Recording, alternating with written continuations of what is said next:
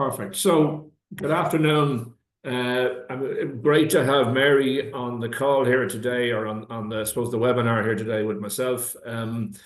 Mary has her own business called Connect for Work and is a very highly sought after specialist when it comes to solving employee well-being issues. Specifically, the conversation we're starting with today, but I suspect Mary might take that a few directions, is talking about the challenges that an employer faces when you have somebody who's out of work for a long period of time, and how you deal with not just getting them back into the workplace, but during that journey sitting there. And my vested interest, I mean, Emma's had a few health challenges over the last while, and it's very difficult as an employer to know if the protocol is the right word. So, Mary, I'm going to just lead it out.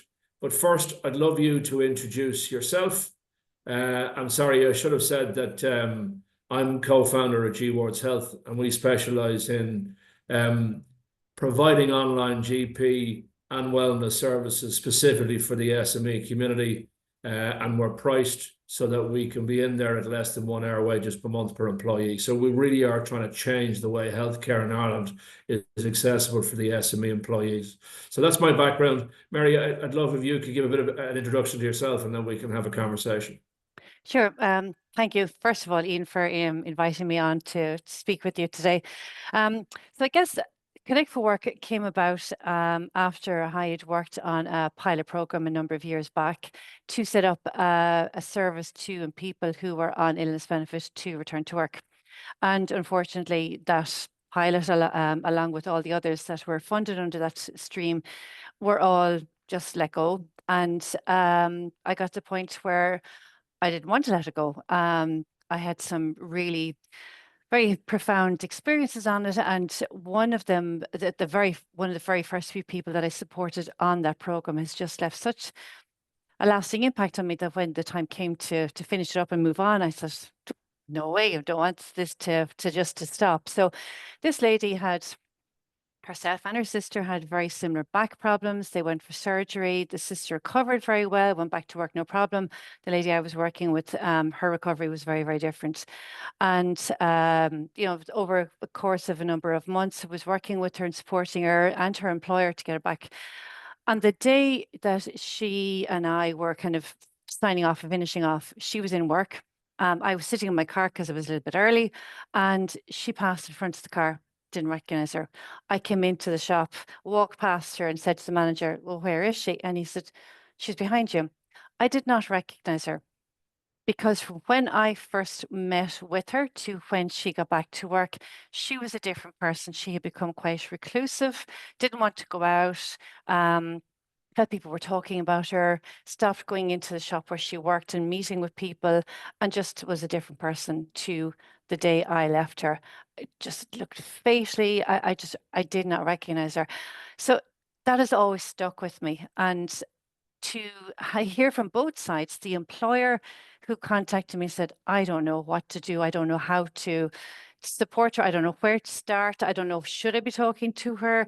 And she on the other side was saying to me, I don't want to leave my house because people will see me outside walking and they'll say, well, if she can go outside her front door, why isn't she at work? So she stuck herself inside her home, and her condition then got worse because, if you're not out and about and moving. So that was just the idea behind Connect for Work, which is working with the employer, the employee, a healthcare professional, and myself, all involved, connected together, and work is the outcome. So that's the idea of Connect for Work. And I could talk on and on and on about all the different experiences I have, but I won't because we have very limited time. I can certainly get the passion out of there, and I've no doubt that it's not an easy thing to do. I mean, you're dealing in a very emotional space, and so that can be very rewarding, but also very draining. So I've no doubt there's both sides of that story. Yeah, absolutely. It sort of leads on to, there's a couple of things that are coming through my head every time I hear this as a topic. And again, I'm speaking as an employer here for a second, Mary, there's a common sense approach and there's a vis-a-vis about a legal approach. And it's, I suppose, understanding if there's some sort of, first of all, legal runway, legal protocol that an employer needs or has to follow, or is everything just a common sense approach?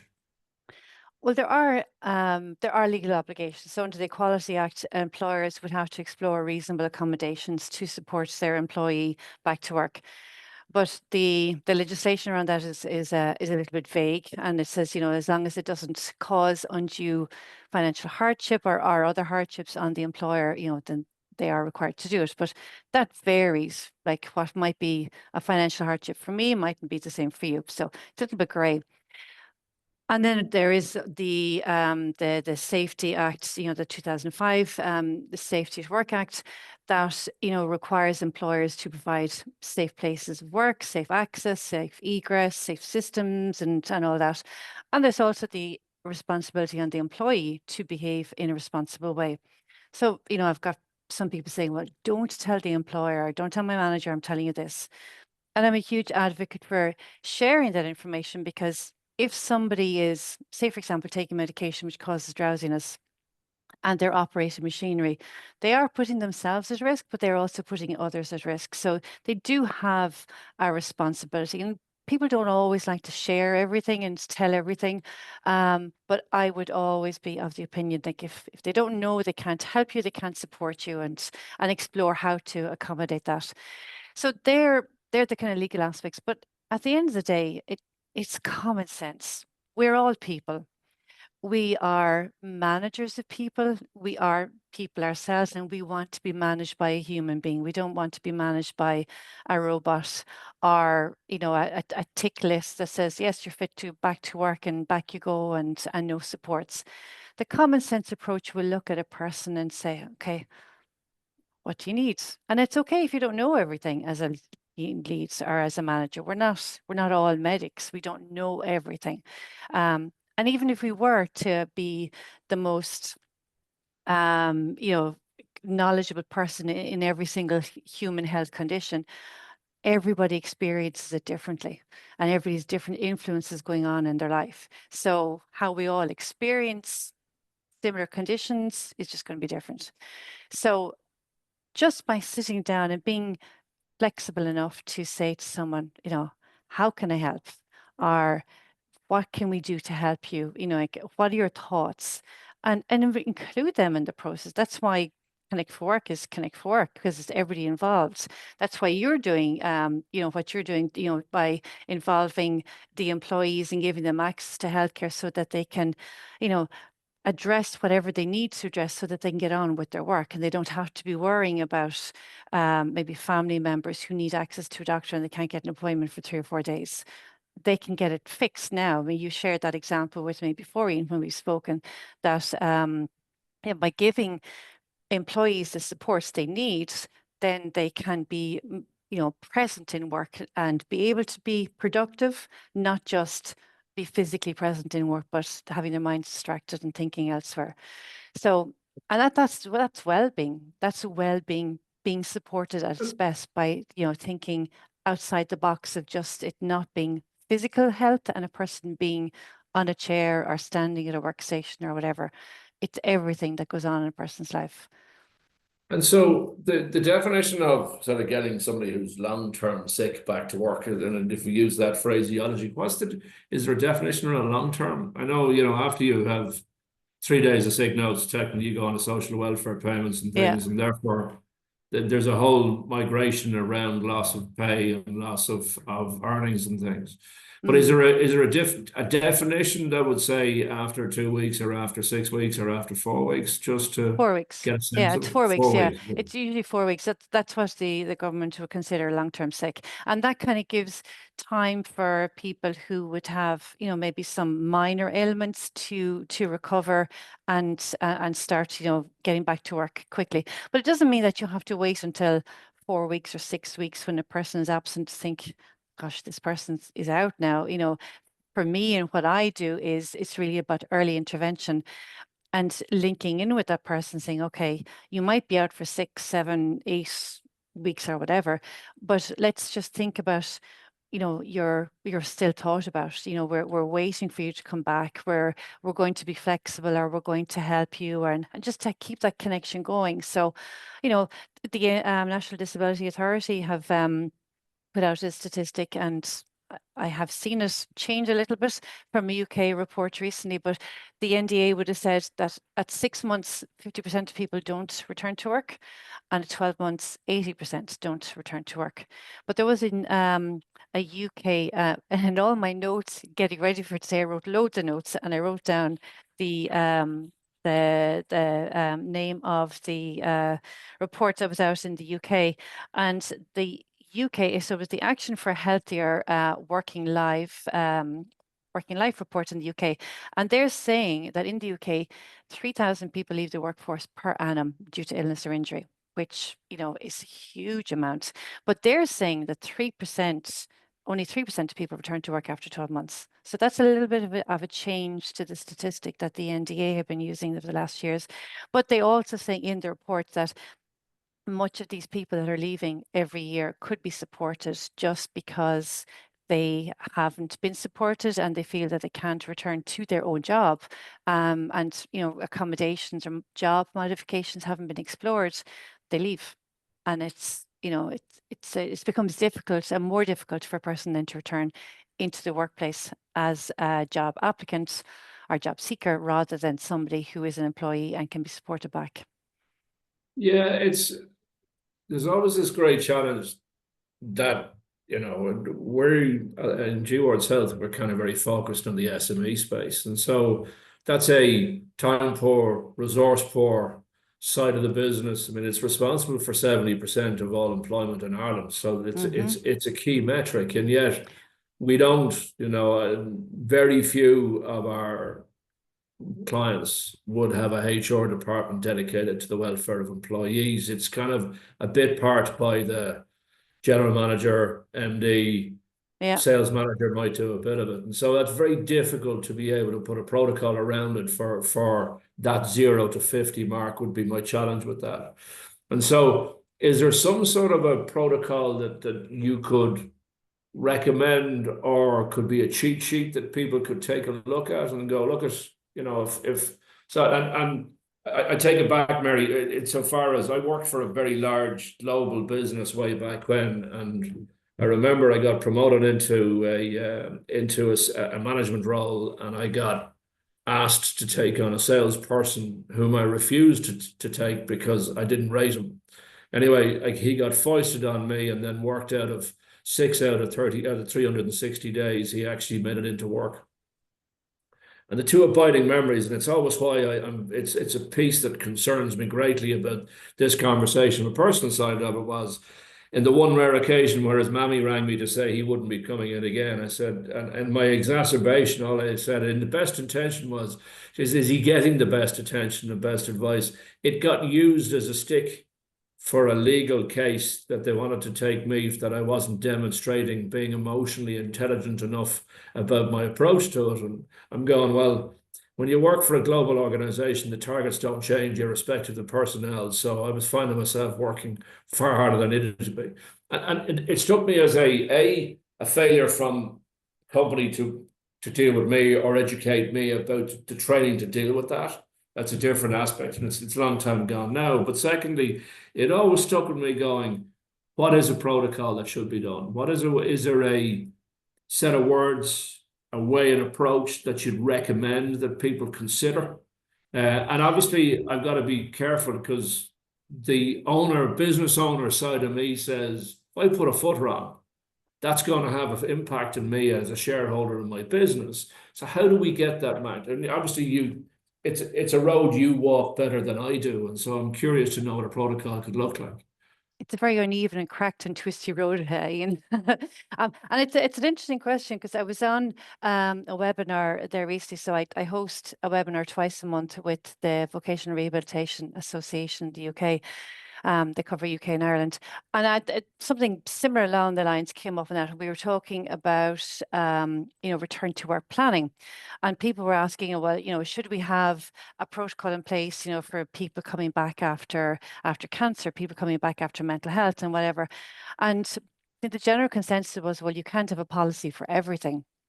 You can't have a protocol because different conditions require different supports. Different people will experience it differently.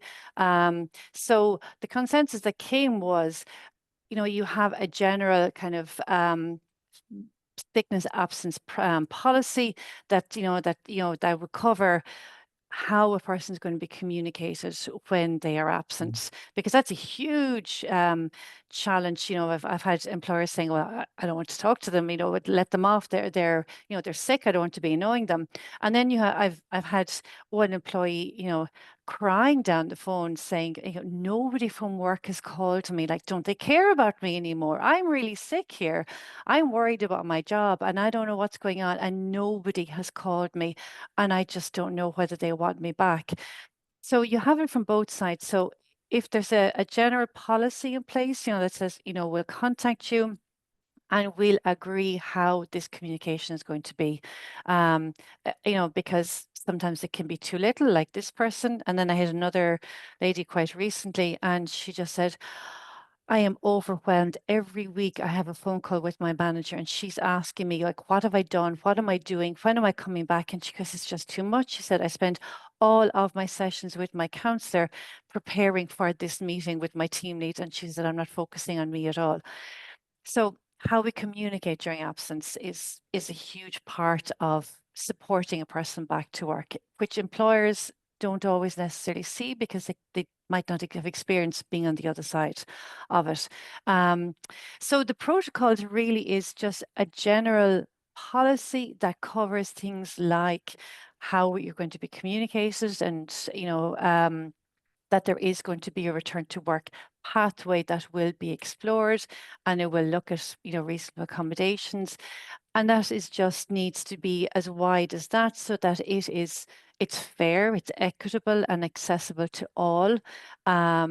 Everybody in the organization is going to be treated and afforded the same opportunities to explore accommodations and have conversations and be involved in the planning of their return to work pathway.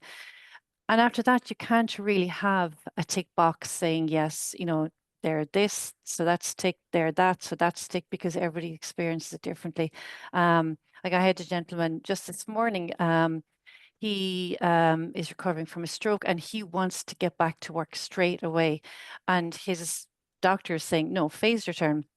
And his employer is saying, well, we don't know what to do. He's insisting on coming back full time, and his doctor saying no. It turns out that because he's been absent for the last 2 years, he has given up his apartment. He's now looking to return back to Dublin. We all know there's a housing crisis, and Dublin is very difficult to find housing in. And he is having to show proof of income to prospective landlords. So he needs to show his salary, and he has no proof of that the last 2 years. So and that would never have transpired because the guy was insisting, I'm coming back and that's it, and I'm coming back. And the employer is just, she's panicking, saying, oh, I don't want him back because the doctor's saying, no, he has to have a graded return for 3 months. And this guy is saying, coming back and that's it.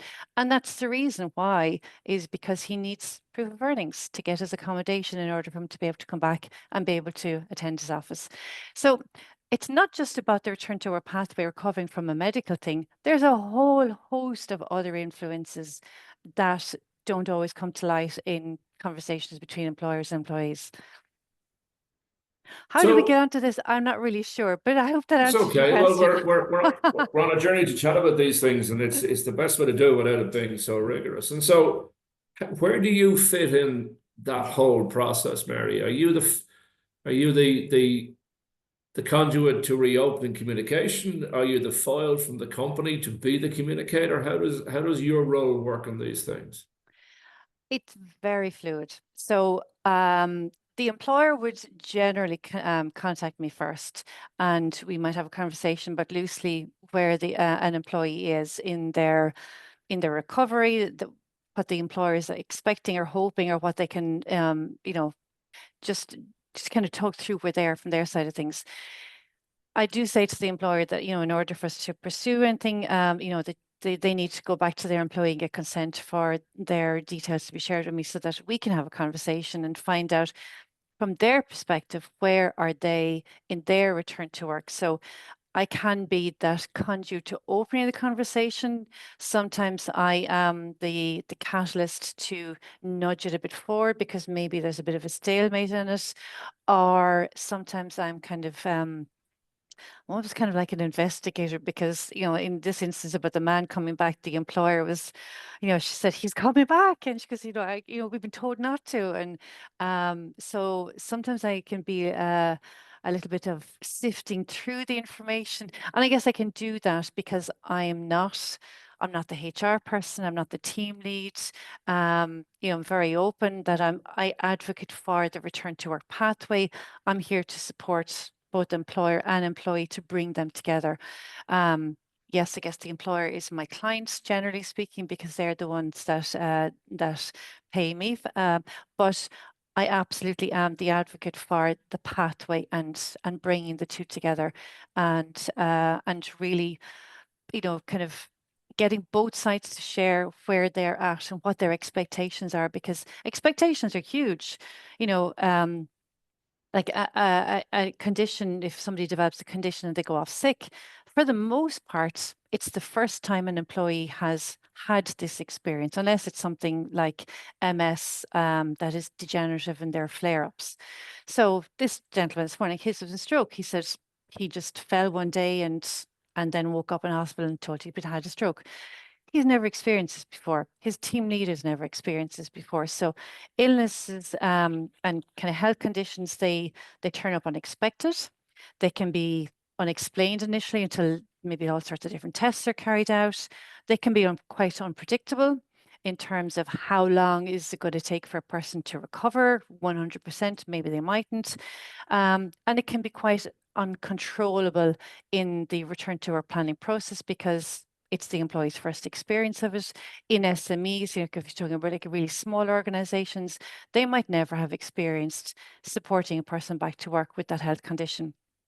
And this whole scenario is always unwanted. So I always talk about the 5 uns of illness. It's unpredictable, unexpected, uncontrolled, unexplained, and always unwanted. So how you get that together and bring back a sense of control to the employee because they're contributing to their plan, and also a bit of control to the employer because they're having more information and they're getting a bit more understanding of where their employee is coming back, when, how, if, what they need. And it's not just about getting back to that day the employee comes back. It's, like what supports are they going to need ongoing, because maybe they're recovering from cancer and they're going to have ongoing medical treatments or hospital appointments. Maybe it's somebody who has recovered from a brain injury and we don't know 100% how they're going to be at work. So their return to work plan, while we might have mapped it out, in reality, it might be different because, maybe they can't hit those milestones as quick as they might have liked. So, yeah, I could keep So, on and talking, like but I just need to be aware of on my that, time. no, you're all right. And then on that, I mean, you touched on this phraseology about reasonable accommodations and Mhm. understanding where those get to. Have you had any unreasonable accommodation requests by employees out of curiosity? I have a number of years ago. Um, it, so it was an office worker. He was kind of data entry. So very, very a high level of keystrokes per hour. That's what the KPIs were being monitored on, was their keystrokes per hour. So this particular gentleman wanted his open plan office to have a section cordoned off in one corner, a bed in it with screens up on the roof and everything to be voice activated, so he could lie in his bed and look up at his screen and do his job. So Wouldn't we needless all to love say, that? needless to say, that was not forthcoming. But I have to say the employer was amazing in this case because they went looking for other jobs that they could accommodate him in with the reduced keystroke per hour, which would still use the gentleman's skills. And they were fantastic, and they offered to retrain him because some of the jobs, you know, he'd no experience of. Absolutely fantastic. But I think that was one of the more memorable ones. Most of the accommodations that I have are very reasonable, don't cost a lot. Like it's, you know, maybe coming in at a slightly later point to avoid the rush hour traffic. It might be, you know, working with a person on a handover for maybe for up to a month while that person kind of reintegrates and learns new systems or whatever. You know, a lot of these accommodations really don't cost an awful lot. And if they do, there are grants that are available that through the local enterprise offices that people or employers can, you know, can access. And I've had people get bespoke chairs, which have just been a game changer for one particular gentleman, where he got a chair made for him, but the employer actually moved his desk to the end of the kind of the row, and he was customer facing, and there was a very high front to him. So they actually took away his high front, and he was able to sit at his desk and have proper interactions with the customers that he was dealing with, rather than having to stretch up over this high front on his desk. So very small, you know, thing, but the customers actually loved it. So his was always at the longer queue because customers actually like to be able to sit in front of him and talk through. So it's really about just thinking wildly. I often say to people, I have a magic wand in here in my hand. Here it is. What is it you want? Think wildly and crazy. And some of the stuff that come up is just really very, very basic. And they say, can I ask for this? Can I do this? And I said, if you don't ask, you're not going to know. So think wildly. And we go back to employers, and I've never had a case, except that one case, where employers said, no, we cannot do any of that. We can always do some of it. Very good. Brilliant. So look, that's probably, for me, the question I always ask when I'm doing these is, what's the question I should have asked and haven't asked you yet, Mary? Oh, I think we're running out of time for that. There's just so much still to talk about. I think the question is, so I read a report from CIPD, and they're saying that, you know, the HR function is being devolved more and more to team leads. And team leads are finding that they are just so much under pressure, you know, looking at KPIs and production and quality and everything. And the whole management side of people is becoming more difficult. So, you know, the support that we give to managers to understand and to be okay to ask the question, are you okay? And for someone to say, no, I'm not okay. Or even just to have the confidence to say, you know, I've been watching, you know, and I've noticed, you know, different things going on, you know, like, you know, let's sit down and have a coffee. I think the question really is about people having the confidence to sit down and hear. So I've asked somebody one day, I got a phone call from work a few years back when I was working for another organization, and you know, you can tell somebody's just not right. And I said to this girl, I said, are you okay? And she goes, no, she said, I've just taken a whole lot of pills. She said, I'm ringing to say goodbye. And I thought, okay, hang on a second now. So I think you have to be ready for the unexpected. And I think the question that we really need is to support our managers for the unexpected, to be able to ask with confidence, knowing I could be told anything, or for someone just to say, no, I'm okay. The Irish answer, I'm grand. And Well, people aren't always grand. And just to be able to sit with that and say, well, I'm here if you need, you know, we can look at resources, just to be compassionate. And I think that's really at the end of it. We're all people. We want to be managed by people, and just to be compassionate. And that's the question, like, how compassionate are we? Do businesses run a well-oiled machine that kind of makes it harder for us to be compassionate and show compassion and be compassionate and empathic?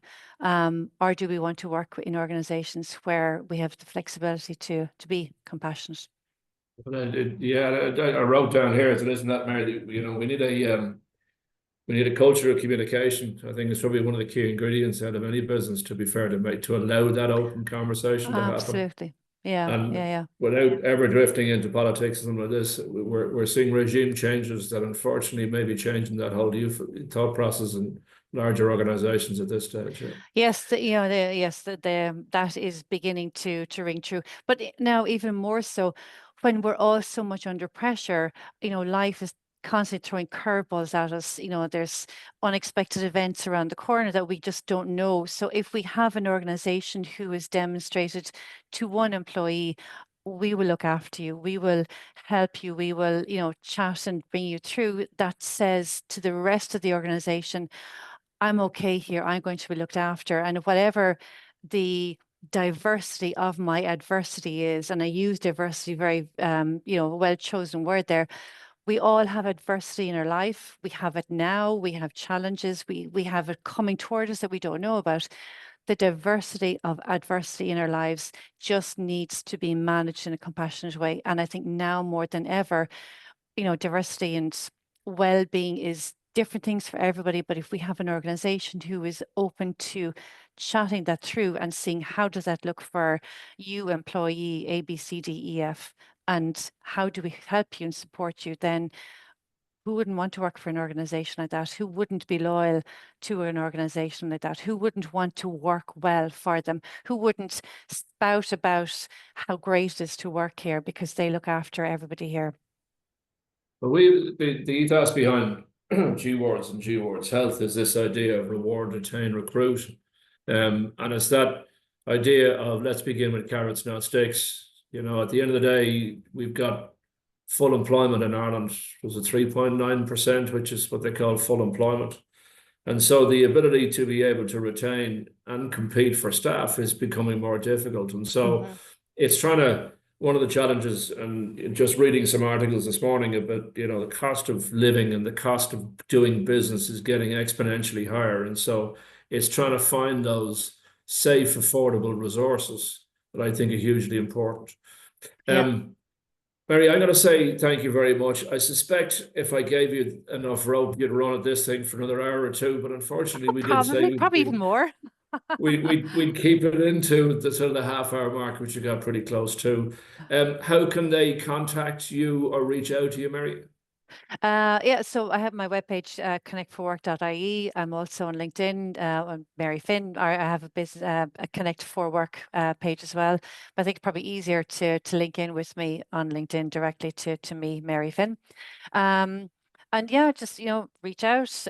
Always happy to explore, options for people. It's very much an individual basis, and how anybody is supported is unique to them. And I think it's always worth, like you said, communications is just so key. Just, picking up the phone, sending an email just to link in and make that first connection and ask a question of, I have a person, I don't know how to support them, and let's go from there. And retain an employee, because it's not just retaining an employee, it's their knowledge, it's their experience, it's what it says to everybody else that I value this employee, I'm going to support them, and I'm going to support anybody else in that matter. And as we go through life as an employee experience, we are also trundling through life as private individuals. So what I needed 20 years ago as an employee is very different to what I need now as an employee.